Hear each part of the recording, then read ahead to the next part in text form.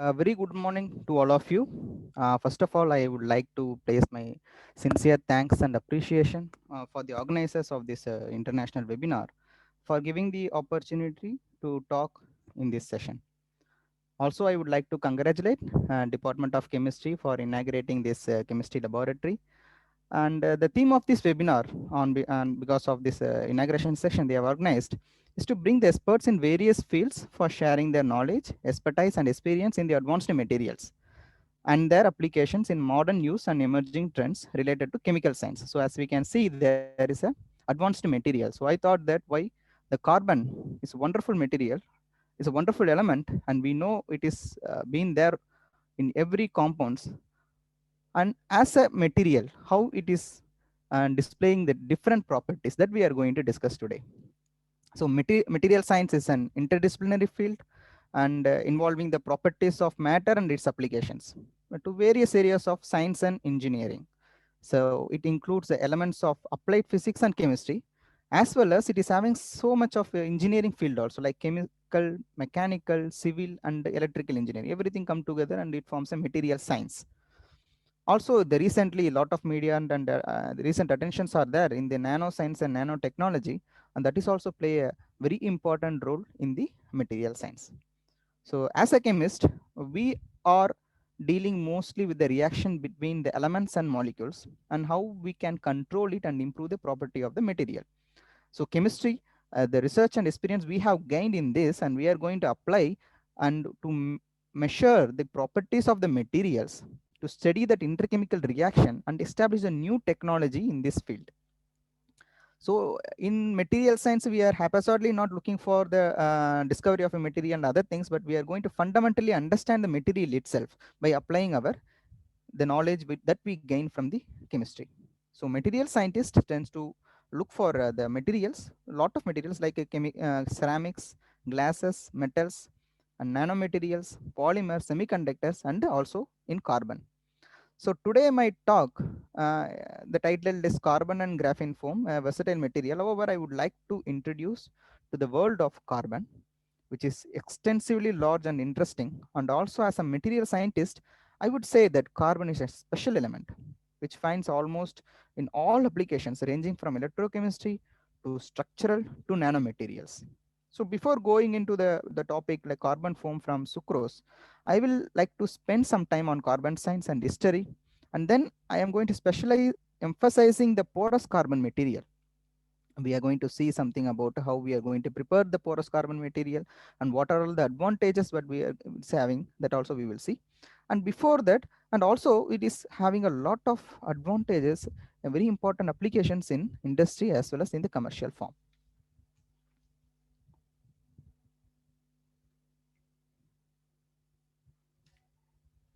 Okay, so this is the periodic table, and we can see the carbon is located in the sixth position. It is having the 4 valency electrons that we have seen in the organic chemistry.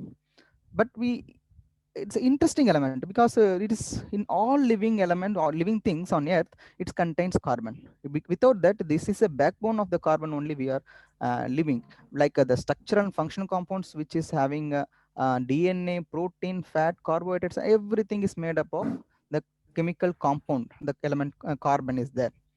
Because of that, the 4 valence electron, it can form the different bondings with the sp3, sp2, or sp, the different bonds it can form. And also it is a low atomic weight. The atomic weight of this material is only 12, we know that.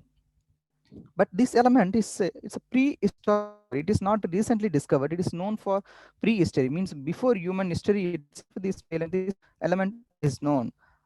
And also it is found in almost in all part of the universe, like meteoroids, and it is in sun, it is in star, comets, and the atmosphere of most of planets. Also in the solar system, a lot of carbon is present.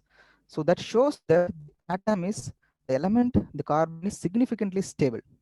So it is also versatile. It combines with almost all elements like hydrogen, oxygen, and nitrogen, and it forms some millions of compounds that we know today. So why yeah, so you can see this is the 17th abundant material in our terrestrial thing, like 180 ppm it is there. We can see that silicon is 13,000 times abundant as carbon, but the carbon is the essential one. It is in presence in all organic matter because of their main that bonding property. So this presentation, I'm not going to discuss about the compound that carbon forms, rather the element carbon itself as a material. So the elemental carbon, it comes in different shapes and it's played a wide role. Like we are going to see lot of different amorphous of carbons are there rather than graphite and diamond. And recently we have discovered so many different types of allotropes of carbon. So before this, we can see that a right side figure, that is the prehistoric humans had drawn by using soot, like they use the charcoal and soot for drawing their artistic purpose. That shows that people know that carbon is can be used it. So how the charcoal is usually made is by they used to burn the wood in absence of oxygen, so it formed the carbon material. And after the maybe around 3000 BC or 4000 BC, the carbon has been used for metallurgical purposes, mainly for the production of iron. Then uh, in the late European Iron Age period, for blackening the pottery, the graphite has been used. In 18th and 19th century onwards, we know that because of the rapid the industrial evolution, the industrial revolution made a lot of coals and cokes has been used to fuel the steam engines. So it is a very important fuel material in the 18th and 19th century, and even now also we are using. Hello? Hello? I'm audible, sir? Yes, sir, you are audible. Yeah, okay. Okay. So this is just whatever I have said. I'm going to just show the timeline before the prehistory, like 800,000 years people already learned about this carbon. And in the 3,750 years, the Egyptian has used charcoal for iron and bronze making. And around the 157 Christian era, the Romans are used to this charcoal for the medical treatment. So 1200 century, 12th century, the people were using the small coal mining is already there in the Europe. And the 17th century onwards, the industrial revolution is already started, and that coal and coke was used for the steam engine, powering the steam engine. So by British chemist Sir Humphrey Davy, who is the first one who identified the coal and diamond is made up of element carbon. Before that, it's they separately the diamond and the graphites are different, like the people were thinking. So Russian chemist Dmitry Mendeleev places the carbon in the periodic table, and still we are using that. And in 1940s, petrochemical industry started, and now we are already facing the problem with the global warming.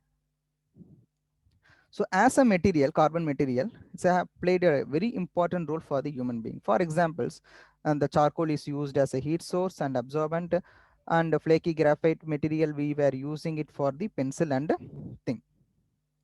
And also now we can see the carbon materials is used in all the industry application. For example, in aerospace, the Boeing is using almost 50% of material in the Boeing aeroplane is made up of composite material. The composite material, the carbon fiber reinforced metal or polymer has been used for the structure of the whole aeroplane.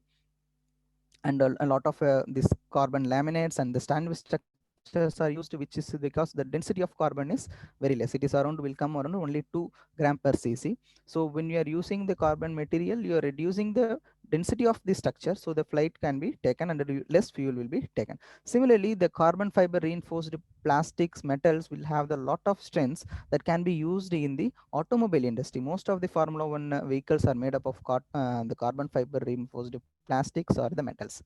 Also we can see that windmill is made, the blades are made up of a composite material, because the windmill has to rotate in the even the small wind, we need the wheel has to rotate, so it has to be the weight of the structure has to be reduced. So there also the carbon fiber has been used. Now recently civil engineering materials also, like big bridges and industry and big buildings, these everywhere they are using nowadays with the carbon fiber. Especially we know the space shuttle, where we can see the black color, the structure in the space shuttle, which is an when we're re-entering, which is going to take more than 2000 degrees centigrade. It's made up of carbon. The carbon, because of its property, it won't melt. Carbon is not having a very high melting point. Even before melting, the carbon will evaporate. More than 3000 degrees centigrade onwards, the carbon will start to evaporate rather than the it is melting. That is called the ablative property of the material. The carbon won't melt. So that has been used as just structural materials in this aerospace materials. So the carbon is available in different forms. So we know the diamond and graphite, which is maybe used for a long time. So diamond is a three-dimensional structure. It is made up of that sp3 bonding. So then that comes to the graphite, which is made up of two-dimensional structure. However, in recent times, maybe from the 1985 onwards, there are a lot of discoveries has been made in the different allotrope of carbon. Uh, Example, in 1985, by James Heath and O'Brien and Kroto, in their lab, they have discovered the fullerene, which is C60. It only contains 6 atoms. Even though the ceramic, the carbon is not an molecule, it's an element. When it made form the 60 carbon atoms to form this kind of football structure, then it behaves more like a molecule rather than a element. So for this discovery in 1996, the Nobel Prize has been awarded. Then after in 1991 by Ijima, who have identified the multi-walled carbon nanotube. For this, he have seen lot of tube kind of structure in the electron microscope, and he believed that it is not made up of a fiber, rather it is made up of a hollow cylinder of carbon. Then after, the single-walled carbon nanotube also has been discovered. In 2004, by Andrew Game and Noel Slow, they have discovered this graphene by peeling off the graphite repeatedly by using the scotch tape, and has been uh, they have discovered that this can be possible, and a single layer of carbon structure is called graphene. Even though it is hypothesized long back, but they have the one who have shown that, and they have been awarded for the Nobel Prize in Physics in 2010. So the discovery from fullerene to graphene should be reversed. Usually the graphite has been peeled into a single layer of graphene. The graphene should be rolled into a concentric cylinder, or we can be covered in a football. So discovery is the carbon discovered in the reverse way actually. So coming to the next one, how we can classify the carbon materials. So carbon is 2s to 2p2. However, the element carbon, it's having different properties. We can see that one side, the sp3 carbon, it is we are calling it as diamond. It is a crystalline structure. Usually it will have the cubic or hexagonal bond, but as well as it is also having a non-crystalline structures, like diamond like carbon also can be possible to synthesize by using the high temperature and high pressure experiments. The next comes the sp2, like a stacking of the graphene layers to in a planar fashion in the two-dimensional, in the three-dimensional way, then we are getting the graphite. And that graphite, it's called, also can have a crystalline structure, at least perfect crystalline, which is hexagonal, or the rhomohedral structure it can form, or it can form a non-crystalline turbostatic structures. So this graphite, we can have a different arrangements. We can make it as a fiber, or we can make it as a carbon-carbon composites, or this sp2 carbon can be mixed with that sp3 and form a carbon black or activated carbon. These are all possible by using this graphitic structure. If you are rotating it seamless cylinder, then we are getting a carbon nanotube from the graphene, or if you are curved it and forming it as a fullerene structures. And even a single sp also, it sp hybrid orbital also carbons are being formed. So the origin of carbon, we have seen wide compounds and elements in carbon. So where it first originated? So carbon is originated in the course of star. That is, the process is called the nucleosynthesis, where the protons are fused inside the sun, and further it gets fused and to form the carbon and other higher elements. So what happened when star dies? It resulted in that explosion, like a supernova explosion or a normal nova explosion, and it's dispersed the elements, all elements, including the carbon. So when the solar system forms, these dust particles came together and it forms a terrestrial planets or the sun. And then these carbons are further deposited in the earth. Also from meteoroids bring lot of carbon to the earth, that we are now using it in the form of different applications. So in earth, what is the source of carbon? So briefly, I could say some history around 2000. 200 crore years before, the life forms on the planet is made up of a lot of primitive nature, like it is having a plants, algae, and those things. And those lot of floras and faunas, it formed a lot big forests. And those forests, due to the volcanic activity or other activities, and the frequently constantly moving the tectonic plates, these forests are deposited inside the earth, and that got converted into the coal or the petroleum deposits. This is the origination of the carbon in the form of the coal and petroleum. Also, recently we have other diverse sources of carbon. What are all the carbon material that we have? We have the polymeric materials or fossil fuel based material. We can convert this, we can just to show in these two ways. One is a polymeric material base, we can bring the carbon, or we can bring the carbon from the fossil fuels. When I'm saying about polymeric material, that are having a different polymers we have, we can not from all polymers we can get the carbon, because when we are carbonizing the process, means we are converting the polymer to carbon, we are calling that process called the carbonization. That should be happen in the absence of oxygen, otherwise the carbon will react with oxygen, and the carbon, it will go as a carbon dioxide or carbon monoxide. So we have, when we have to convert that, to convert the polymers or other material to carbon, we have to do the carbonization in the inert atmosphere. So we can take any polymer and we can do the carbonization, but not everything will yield the element carbon. So sometimes what will happen, that molecules will completely decompose, and we won't get any carbon residue.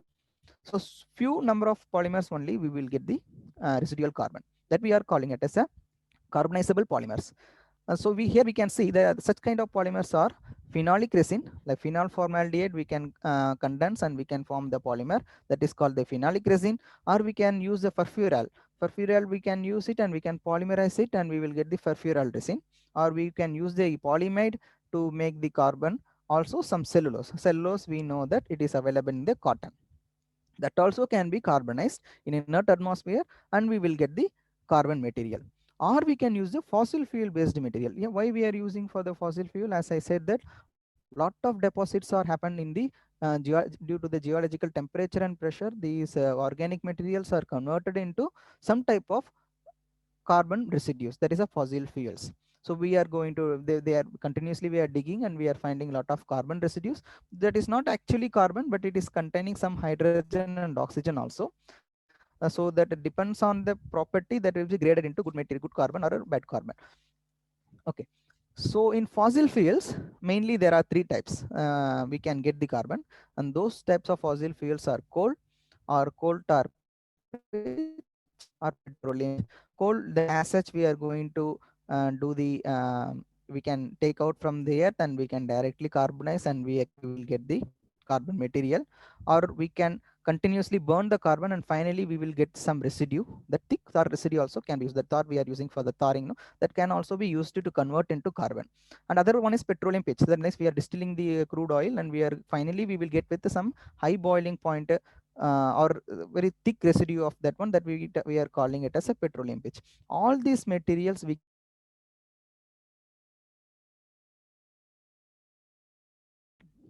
the so that process I said, that we can heat the material in inert atmosphere and then we will get the carbon. That process is called the carbonization process. And other term is also there, that is called the graphitization process, that I will come to that one. So carbonization process is, we know that the carbon backbone is there, it is bonded by carbon and few oxygen also will be present. So in presence of nitrogen and argon, which is the inert gas, and we are heating it, then we will be getting the and that carbon, that organic molecules will oxygen or water, that will slowly started to decompose and will go, and finally we will get resultant with some form of carbon, that we will call it as a hot carbon. Or if you are heating continuously by using some kind of pressure, and we are getting a very flowable liquid, and then finally we are converting that into carbon, that is we are calling it as a soft carbon. Or if it is we are introducing some oxygen into the system, and we will get some kind of hot carbon, which is very difficult to mold or do anything. So when you are increasing the temperature, when what will happen?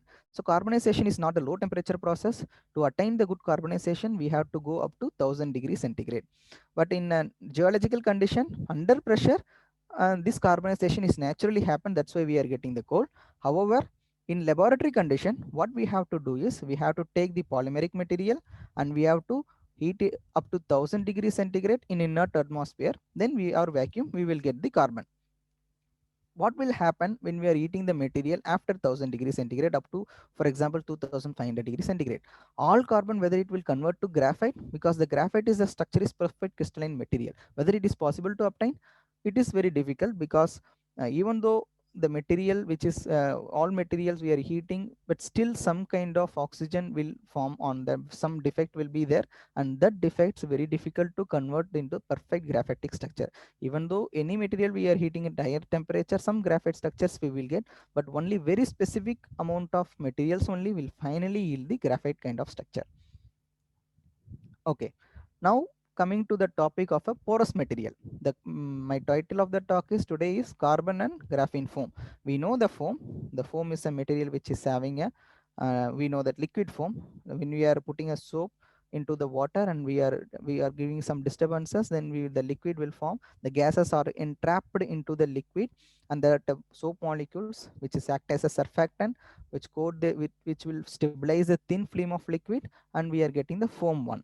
So that what we are seeing it as a foam, that is called a cellular structure, because when you are looking through the microscope, it will look like a small bubbles. So it looks like a small cells, round cells. So that is called a cellular material. And we are not going to see any liquid form. We are going to see mostly today is all solid forms. Solid forms means gas is entrapped or with the surrounding solid thing. So cellular materials are a subset of the porous material. So different types of porous materials are there. We have a micropore material, mesopore material, and macropore material. So what are micropore material? Micropore material where the pore size means a solid containing some hole, that hole size will be 2 nanometers, some pores. So the pores, if it is less than 2 nanometer, then the material called the microporous material. If the pore size, if it is having a 2 to 50 nanometers, it's a 10 to the power of minus 9 meter. You can see how small it is. If the pore size is 2 to 50 nanometer, then we will call that material as a mesopore material. That comes some aerogels are in the form in the mesopore structures. Next one comes the macropores, the pores which is greater than 50 nanometers.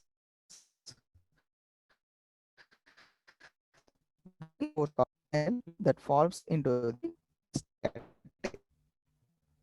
so the material, we have a different types of a porous material. We can have a polymeric porous material, we can have a porous ceramic material, or we can have a porous metals also is. But however, we are going to today see the porous carbon materials. The porous carbon material means the solid phase will be the pores with the carbon, and the other phase will be the gas or in a small hole or pores.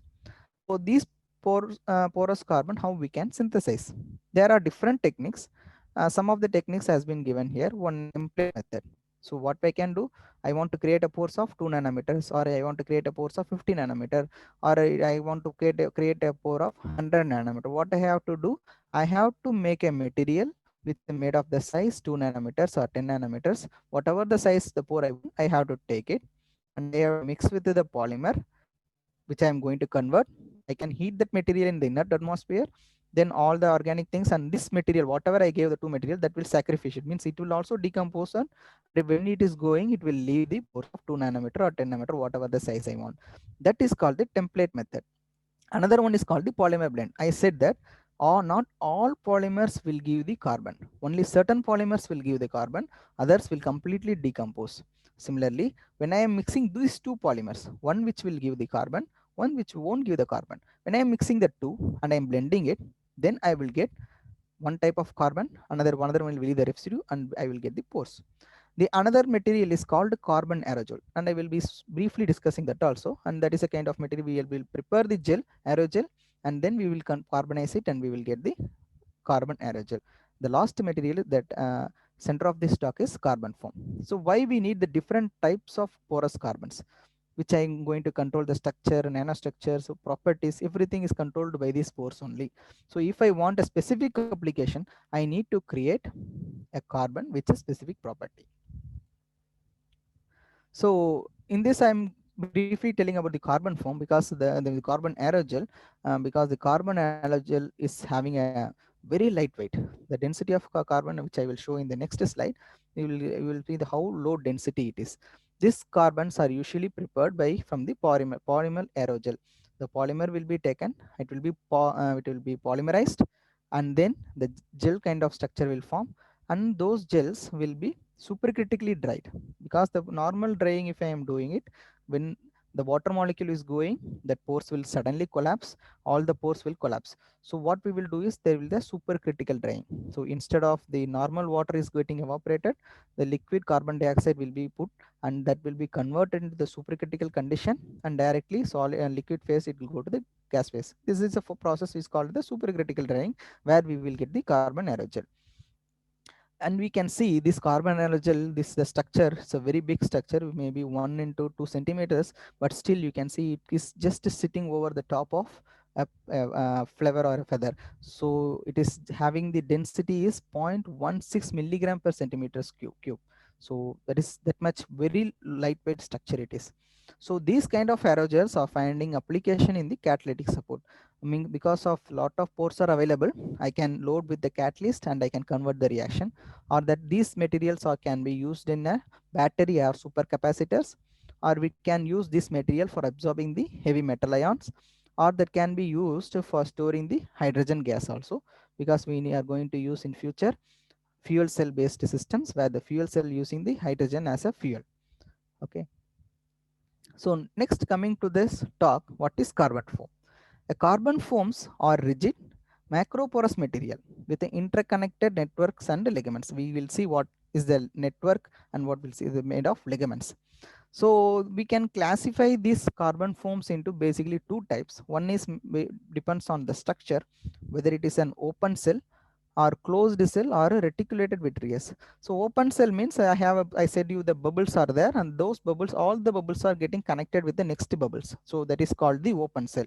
So whatever the fluid can go inside and it can reach the other side also. So closed cell means that all the cells are discontinued, means it is not isolated. Those bubbles are getting isolated. So the gas molecules are trapped inside the bubble and it cannot pass through the materials. That is called the closed cell. The reticulated vitreous means, reticulated means we have see the fishing net. No? That is a kind of reticulated structure. So the thin layer of carbon will be there and it is connected into the next cell. So it is a very low density, small amount of carbon only is there, but still it formed big structures.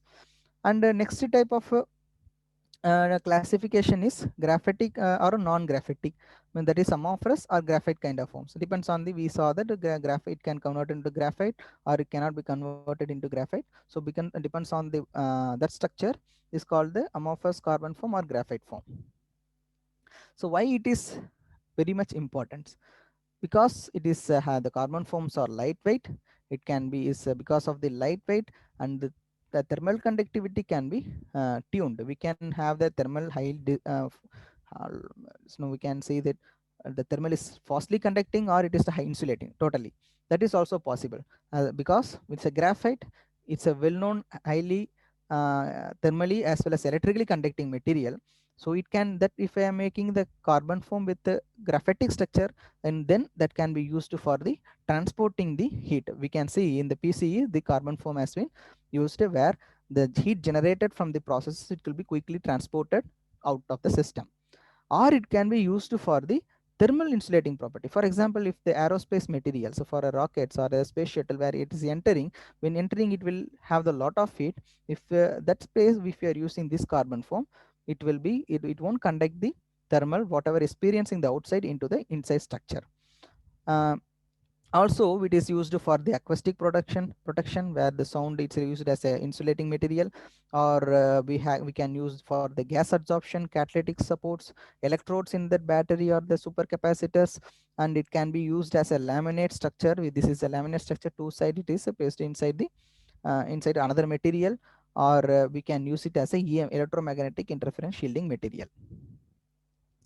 So another one is called graphene. We saw the graphene foam. We saw already what is meant by graphene. Graphene is a single layer or few layer of a carbon atoms is called the graphene. If I made the graphene foam, it is I will have the better properties. So how it is possible to make this different? This method is little bit different, where we need to take a nickel foam. a foam is entirely made up of a nickel. Then by using chemical vapor deposition method, the graphene will be coated over the surface of the nickel. Then the nickel will be removed by etching out, because nickel can be easily removed from the acid by using the acid or the ammonium sulfate that can be removed. Then after I can get the graphene foam. Those graphene foam can be used in different applications like thermal insulating or a catalytic support or different properties. So here we can see again the graphene foam, whatever it made by this technique, it is very less, very lightweight. Similarly, not only this chemical vapor deposition technique, also the graphene oxide that can be synthesized by using the MS method, that can be coated over the nickel, and then nickel can be removed and we will get finally the graphene only.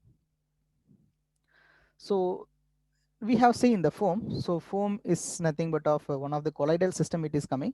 So dispersion of one phase into the second phase, and we can see when a gas is dispersed in a solid, then we are getting the solid cellular foam. If the gas, when a gas is dispersed in a liquid, then it is called a foam. The remaining thing we know that emulsion, gel or embedded particle, these are all the colloidal systems. It is also coming inside that only. So foam is nothing but of the subset of the cellular material. Different cellular materials are there, but the foam is only the subset of this cellular material. So how the foam structure forms? We know when we are putting some soap powder or shampoo into the water, when we are giving there some disturbance, then we will get a foam. So there we are giving the disturbance. The disturbance is nothing but of we are introducing some air molecules into the water.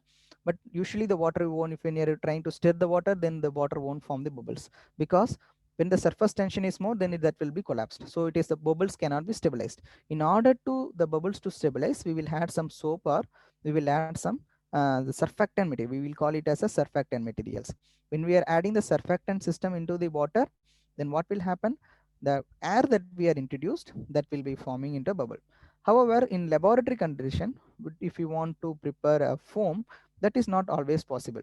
So what we will be doing is, we will take the polymer. So I want to convert that polymer into the foam structure. So that is it's not like because polymer is viscous, so when I am trying to stir, it is very difficult to introduce air molecules into the system. Also the polymer is again the liquid.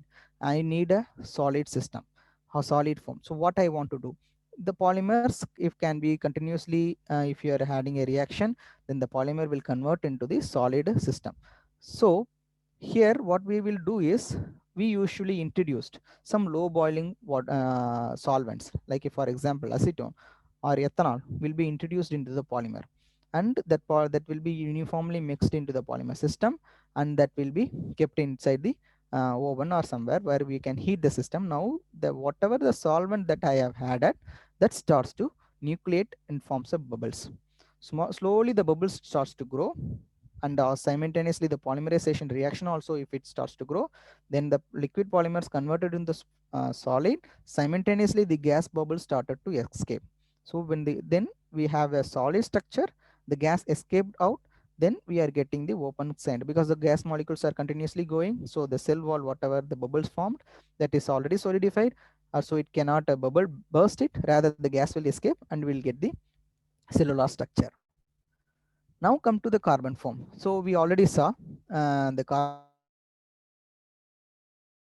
carbon foam can have a thermosetting resins like phenol, furfural, polyamide, different structures, or we can use the fossil fuel based coal tar pitch, petroleum pitch, or some mesophase pitch. This is the type of polymers will be used for carbon.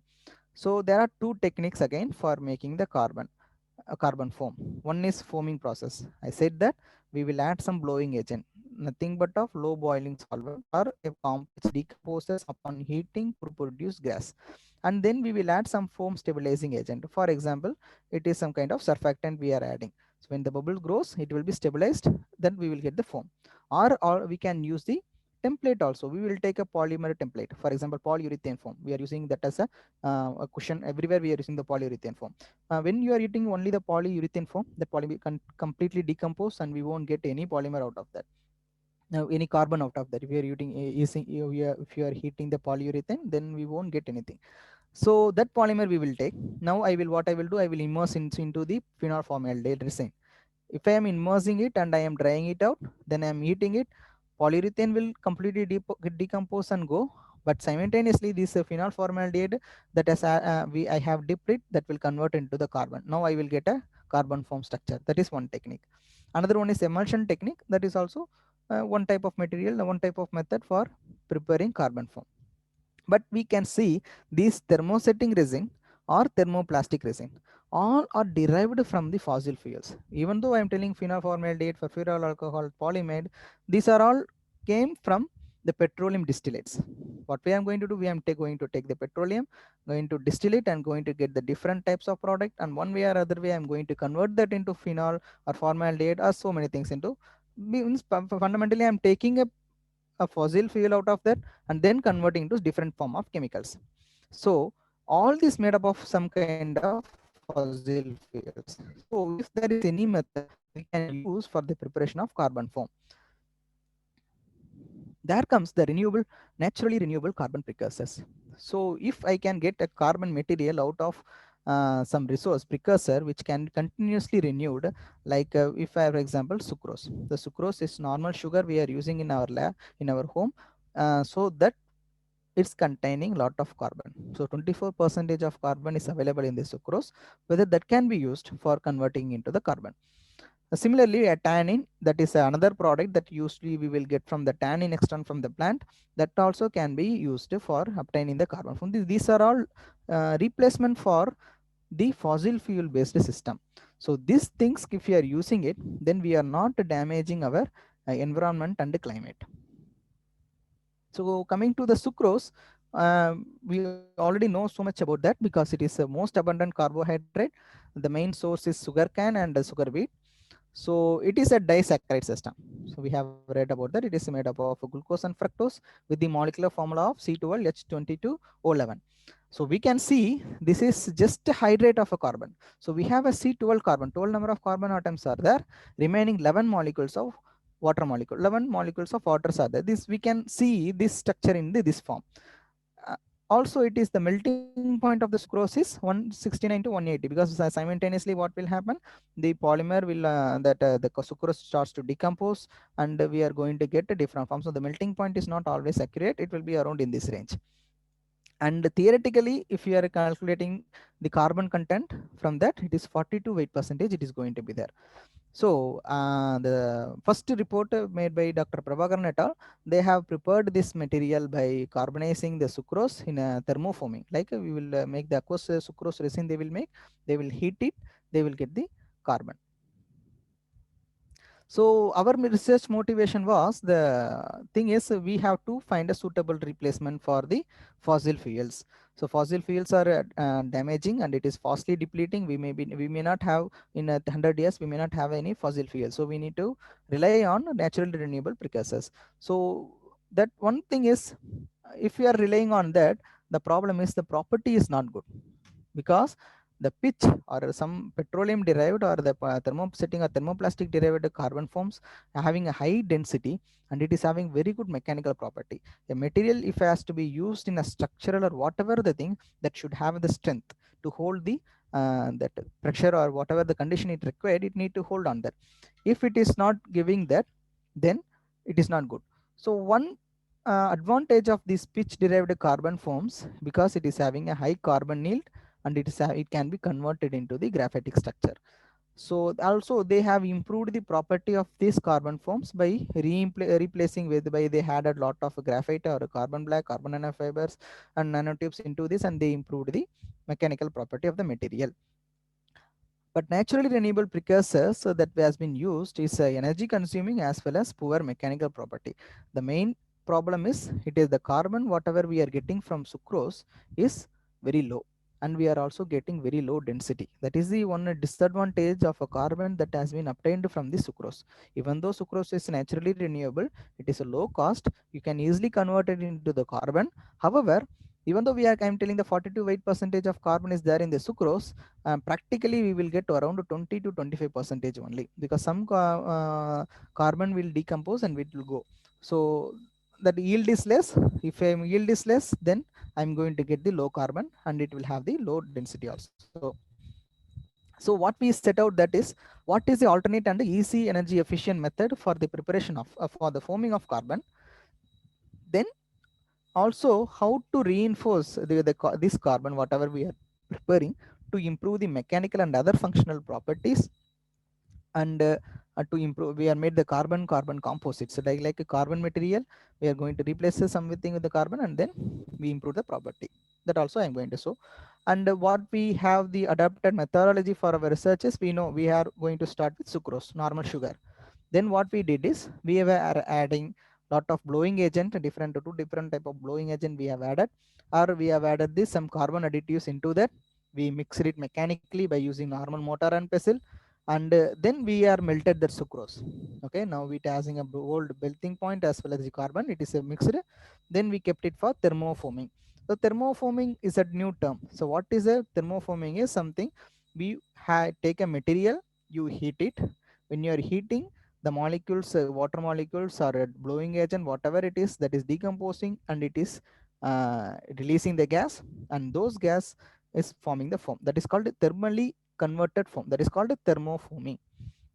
Then we are getting the solid form, and I'm going to tell you why it forms a solid. We have started with the powder sucrose, and finally we are getting the organic polymer form.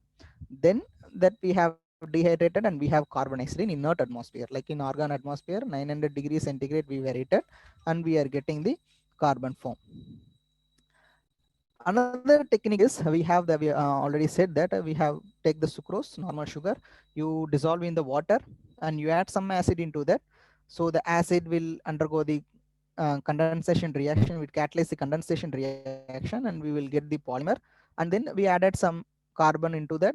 Similar way we have obtained the carbon form. So I'm going to discuss only about these two things. So the sucrose, normally we have taken the sugar. When you're eating in home to make different sweets, you will have a beautiful smell, that is called the caramel smell or caramelization. So what is actually happening is when you are heating the sucrose, we are doing a lot of chemistry in home, but we didn't realize what is happening. The sucrose, we are eating it, okay, and it, when you are heating, we will see the first the sugar will melt. The white color sucrose we are taking, but simultaneously you see the white color converts slowly into some brown color and darker. If you are keeping it for 1 hour, that all the sugar goes to some black color carbon in home itself. So same thing is happens.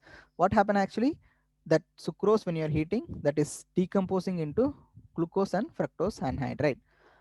Okay, then what happens when it is decomposing, it is going polymerization reaction. So it is having lot of OH groups. We know that's lot of OH groups we can see in the structure.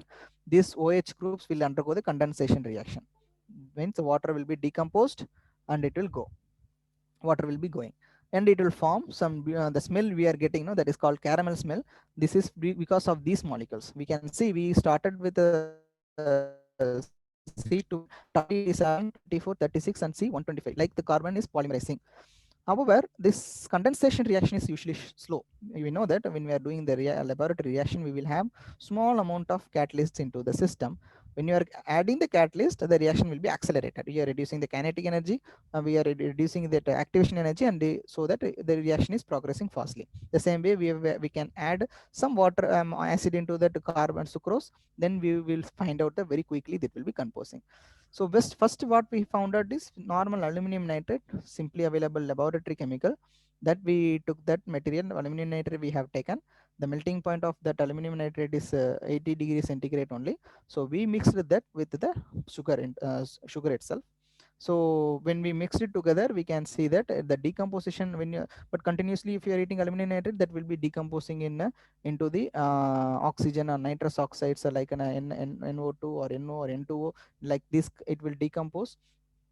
And also it is also releasing some H plus, because H plus is necessary for condensation reactions. So when we are added only 2 to 4 weight percentage, means small amount of aluminum nitrate is sufficient to get the polymer, to enhance the polymerization, to we are getting a beautiful structure. So this rightmost image we can see, if the OH groups are there, lot of OH groups are there in the our polymer, means sucrose polymer, that will be uh, when your acid is there, fastly it will undergo the condensation reaction, and we will get the thing.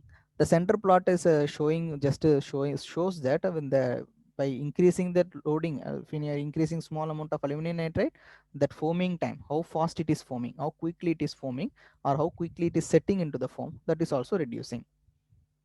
And this is a microstructure. What is the microstructure? The obtained from the sucrose. We can see it looks like ball. Actually, it is in, you are seeing in a two-dimensional image. If you're seeing in the three-dimensional image, it's actually a spherical cell. It is all made up of some kind of spherical cells, and it is connected with the other next cell. It's like continuously the bubbles are there. And the two images shows that one, we didn't had any aluminum nitrate. In another next image, in the right side image, 4 weight percentage we have added, and we can see the size is getting smaller and smaller. However, it is so that if your size is getting smaller, then your thickness, then your density is coming down. uh, then also we have, I have said that it is having some micropores property, and all micropores means the pores is less than 2 nanometers. Because of the whatever aluminum we have added, that aluminum is uh, uh, creating some pores into the system, and we got beautiful micropore structure. The pores less than 2 nanometer. We can see in the Armstrong length it is around 1.2 nanometer only the pores it presents. And then this one we have used it, one I said, gas absorption study we can use. No, for gas we can use, for example, CO2 is a anthropogenic gas that can be used to absorb the carbon dioxide from the atmosphere. So we have already crossed 400 ppm of carbon dioxide from in the atmosphere. That means we are already heating the system. Already the temperature is getting heated, the global warming is there. So we want to remove the carbon dioxide, isn't it? No, otherwise the planet will get heat up. So we are emitting lot of carbon dioxide by the industries or by the vehicle, and this carbon dioxide need to be absorbed into the system. That is possible by using the carbon. So if we are taking a carbon foam and we are fixing into the system, then what will happen is the carbon dioxide, whatever it comes, it goes into the pores of the carbon and gets strongly absorbed. So if you want, we can if you once it is getting absorbed and saturated, you take it and smallly heat it and convert it into other products. If you want, the carbon dioxide can be converted into other product like ethanol or formaldehyde and so many things by using different reactions. And then we started the carbon foam for the thermal insulation properties. So when you are heating the carbon in air atmosphere, we know that in air, if you are heating the carbon, it will convert it into carbon dioxide or carbon monoxide. So we have to start that how it behaves in the oxygen. So we heated in 400 degrees centigrade to 500 degrees centigrade. However, in this study, when we are heating the whatever the aluminum nitrate we had at, that converted into the aluminum dioxide, which is called alumina, that was actually catalyzing the oxidation. So means quickly it loses the carbon. So that is one disadvantage. So how to overcome this issue? Then we went to another simple compound. We are only working on compounds which is easily available, like sugar or boric acid or aluminum nitrate. For example, boric acid, that next to the left side in the periodic table, that's a boron. Then boron can be doped into the carbon. So carbon is having the 4 valency, but boron is having only 3 valency. However, the boron can convert it into boron oxide. Once the boron oxide forms, that is having a very good thermal insulation property. Means it will protect the carbon from getting oxidized. Okay, so we thought, why we can't use that material boron as a oxidation resisting material? Why we can't use it?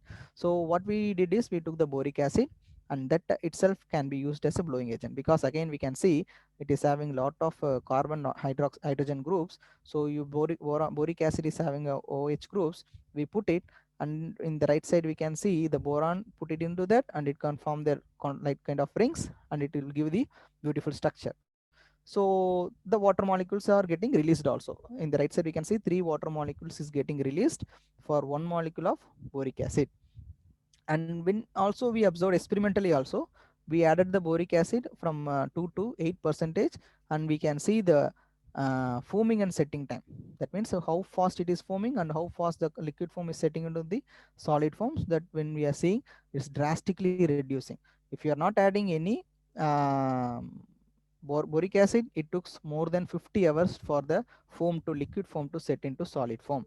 But when we are added the 8 percentage, within 20 hours, within 24 hours, our foam is get ready. and these are all shows that how the reaction is processing with the thermal stability and thing. And here also I just showed you with the different quantity of boric acid how the microstructure of carbon foam is there. We can see with the adding, if you're not adding any carbon, we're having a very small pores. By adding into the more boric acid into the system, we are getting bigger and bigger bubbles. That means the density is drastically coming down. And our important property is how it comes, oxidation resistance is coming, because we hypothesized that the boron, if we are adding, it will resist the oxidation of the carbon, means it won't react quickly. That thing we identified and we confirmed by using the this technique. We simply take the carbon, we put it in air furnace from 300 degree to 500 degree centigrade. If I am not adding 500 degree centigrade, if I didn't added any boric acid, it almost in 500 degree, we can see within 6 hours almost all carbon lost, completely lost. We having only 95 percentage of carbon is already gone. Now no carbon is left out. However, when we added 8 percentage of boric acid, we are observing 50 percentage of carbon only lost. Remaining carbon is present. How? Because the boron whatever we added converted into the boric acid, that resisted the oxidation, and it forms a beautiful structure on the surface. So this is why we have added the boric acid. The next part where we were working is to improve the mechanical strength. Means the carbon, I said, whatever we need a mechanical, we need a mechanical strength. If we are going to use that carbon foam into the aerospace material or wherever it we are going to use, the mechanical property strength should be more. If the strength is not there, then the material is not viable for any practical application. Whatever the material we are preparing, that should be used for the societal applications. So that is the idea. So if we are using the sucrose, then we need a very uh, good mechanical property. So improve the mechanical property, what we did is we prepared the composites. So what are composites? Composites, a material, a composite is a material, is a combination of two materials with different physical and chemical properties. One will call it as a matrix and another will call it as a reinforcement. That is called the composite materials.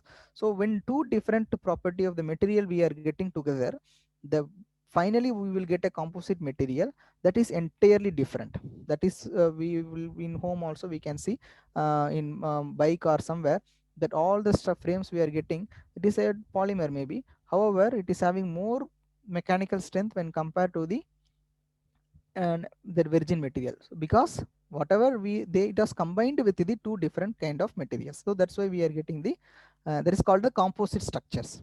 So here what we did is we have melted the sucrose, then we add the activated carbon into the system, we mixed it, and then we heated in 130 degrees centigrade, and we were getting a beautiful foam. uh, I will show you. So that foam we got a very quickly, we the foams are entirely different. Why we are observing this kind of structures? So when we are looking into that, I said that foam is required any surfactants or polymers for stabilization. A bubble, a liquid, if we want to stabilize, we need to have the surfactants. However, when we added the activated carbon into that, a powder into that, carbon powder into that, what happens is these particles also absorbed on the surface of the polymer, and that also stabilize the carbon, stabilize the polymer. So that is called the Pickering emulsion. That is another term that is using usually, Pickering emulsion. That was also we observed it. So we can see here, when we added more quantity of activated carbon, we are getting a bigger and bigger size of carbon pores. So all the, we can see that whatever carbon particle we have added, that is on the surface of the carbon, especially in the 0.15 and 0.25 percentage means a fraction, we can see lot of carbon is on the surface. And all the mechanical property is substantially improved from 1.1 megapascal to 1.36 megapascal. It is mechanical property is already improved. Similarly, we have studied the oxygen absorption, carbon means not oxygen, carbon dioxide absorption, and we observed at 0 degree centigrade around 3.04 millimole of carbon dioxide is absorbed in the material. So this is also very good material for the carbon dioxide absorption. And another thing is a lot of oil it's getting spilled. Recently in Trivandrum also, one oil means one industry released the oil into the, accidentally released the oil into the sea. So if those oils, how we can remove it? That is, we there comes the oil absorbing material. means we can put a material into the system and it will be absorbing the oil specifically. Instead of water, it specifically absorb the oil.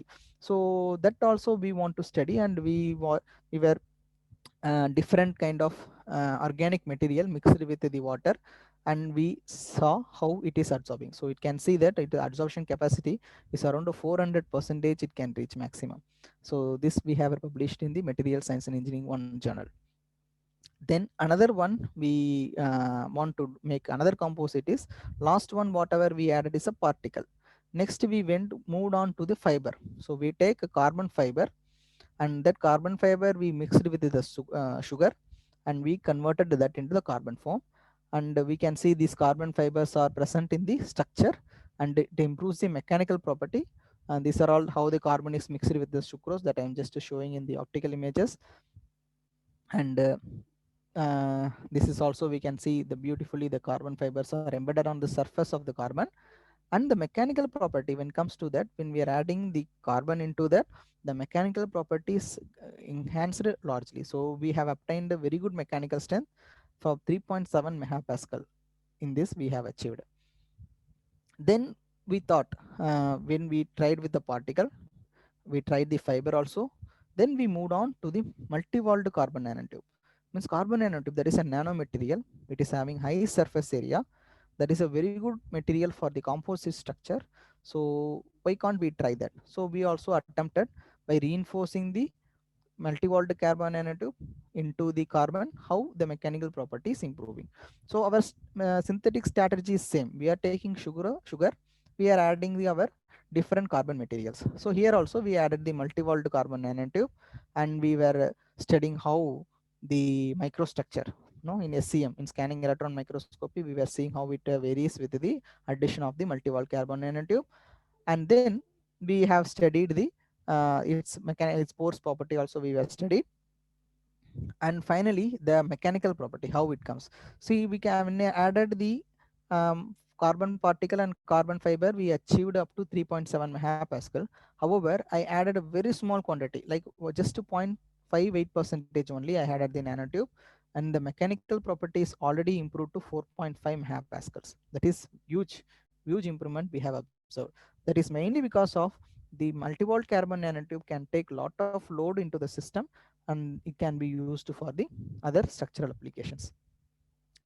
And then we were studying also the electromagnetic interference shielding. Why we need a shielding?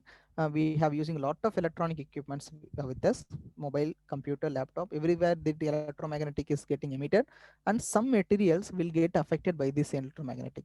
So especially this will be used in the shielding applications, where the electromagnetic should not pass through the material. So here also this material showed a very beautiful protection against the electromagnetic interference shielding. And then we move to the final graphene structure. Why this? Because it is a nanomaterial again. It's a two-dimensional structure, and it can be easily prepared. Last talk also Dr. Srijit was speaking about this graphene structure. Here we started with the graphene oxide, because it is a lot of oxygen is there outside the surface, and we could easily mix with the sugar. We were mixed it this graphene, and we also got the beautiful graphene foam structure. Means this is having a lot of graphene, but we cannot see in this structure, but it is having a lot of graphene. Up to we could go up to 1.28 percentage of graphene oxide. And then those materials we were studying for the mechanical property, and we with just 0.258 percentage of graphene oxide we were added, we achieved a very huge increasing in the mechanical property of 5.2 megapascal. That shows the graphene carbon interface that formed, it is very strong when compared to the other nanomaterial that we added. And finally we just studied this. Up to this part I have discussed about the molten sucrose. Means we had take the sugar and we melted it and we added the powder. However, we just want to study some the aqueous system also. Means we dissolve the sugar in the water first, then we will add the acid into that, we will polymerize it, and then when we try to add these materials, the carbon fiber, multi-walled carbon nanotube or GO, nothing works because of these problems like sedimentation we observed, or the local gelation means the GO will quickly gel, and that is a problem. However, activated carbon gives a very good thing, and this is a morphology of the, I was saying, the carbon powder. No? This is a carbon powder.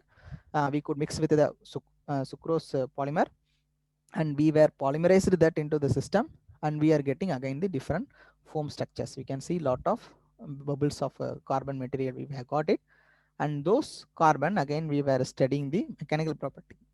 So finally, whatever the material we are preparing, that should have some practical application. We have to use it in the field. So we could prepare the carbon foam from sucrose into this big structure, and then what we have done is we could machine it, because if we want to use in a structure, we could be fixed into the some surface or somewhere. So we could machine by using the normal drilling and slotting and hole, that we could use it. Also these foams will be used in a thermal insulating applications, like it will be how it will behave in a high temperature. So here we can see we have shown our carbon foam into the oxyacetylene torch. Means the temperature is crossing around 2000 3000 degrees centigrade, oxyacetylene torch will be there. When we are exposing that torch for even 1.5 centimeter only the thickness is, we could show to 60 to 70 seconds it withstands, and the flame only put a hole. You can see we are showing in a very high temperature, but still the material is holding the structure, is still maintain the same structure. That means it is not inflammable. If you are showing any organic molecule, it will catch the fire. However, this material is holding that thing, and also we can see it's still maintaining the structure. If I am showing a metal into this frame, then it will start to melt, but here it is not happening. Here there is no melting, just a hole is formed, and the structure is also strongly there. So coming to the conclusion of this talk, this is here, I just discussed about what is why the carbon as an element it is very important. What is the history of carbon that we have seen. Then I moved on to the porous carbon, why it is also important, by the what is meant by porous carbon, and carbon aerogel, and carbon and graphene foam. Then I also discussed about the carbon foam, how we prepared from the molten sucrose by using the two novel blowing agents. We prepared using the aluminum nitrate and boric acid, and then we moved on to the improving the mechanical properties of the carbon derived from the sucrose by introducing lot of carbon additives like multi-walled carbon nanotube, graphene, activated carbon, or carbon fiber. And finally, we observed that multi-bond carbon nanotube and graphene both are nanomaterial, nanocarbons, which improves the mechanical property like anything. And then other applications also, we studied the carbon dioxide absorption, we studied its oil absorption, and we studied the EMA shielding. In all cases, the carbon show the excellent property. And I would like to sincerely acknowledge Dr. K. Prabhakaran, is my PhD supervisor in the Indian Institute of Space and Science Technology. And also I would like to sincerely thanks Director VSSC and Deputy Director VSSC and Advanced Power Systems Division. Thank you. Thank you, organizers.